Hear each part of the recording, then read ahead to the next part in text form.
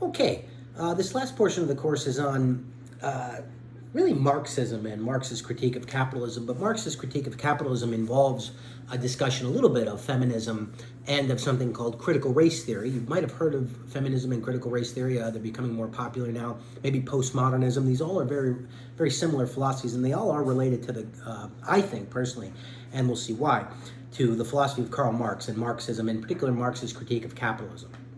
So I want to just very briefly go over some basic ideas in Marxism and how they may, how you might be familiar with them and how they might spill over into feminism and to critical race theory and to postmodernism.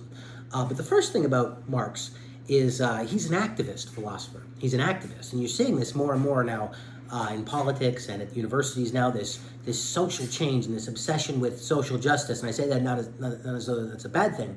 It's interesting to have a discussion what social justice is, even in terms of Marx. Some people think it's a Marxist term in general because Marxism tends to advocate for equality, but what kind of equality? There's equality of opportunity and equality of outcome. Equality of opportunity means everybody gets a fair chance, basically.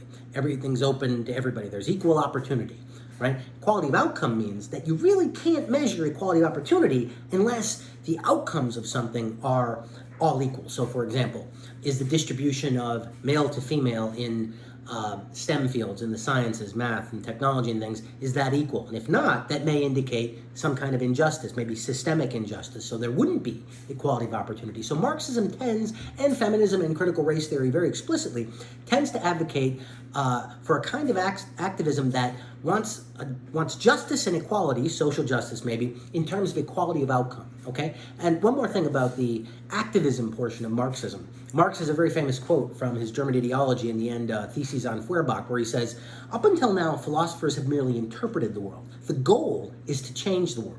Up until now, philosophers have merely interpreted the world. The goal is to change the world. So you see the practical, activist element of Marxism, and people have this effect. Usually people in their early 20s, late teens, they read Marx and they're reinvigorated with political pathos and wanting to change the world, things like this. So, and it has to do with Marx's ability to sort of strike a nerve with the injustices that happen economically and perhaps culturally and in terms of gender and race and things like this, as Marxism is used by the various theories, and it really can motivate people for social change, and that's precisely what Marx wants. Now, it's interesting, you have to give Marx this, even if you're a critic of Marx, that his philosophy has influenced the world and it has changed the world. I mean, whole nations have adopted communism and socialism and things like this, so his policies and his ideas are very powerful, okay? But that's the first point. Marxist philosophy wants equality of outcome, and we'll talk more about what that means, but it also wants activism. It wants change, social change, economic change, okay? Philosophers have up till now merely interpreted the world. The goal is to change the world, okay? And the last thing, too, I'll say, I just want to check my notes here, because I'm on my iPad here. I have to look at the notes over here. Well,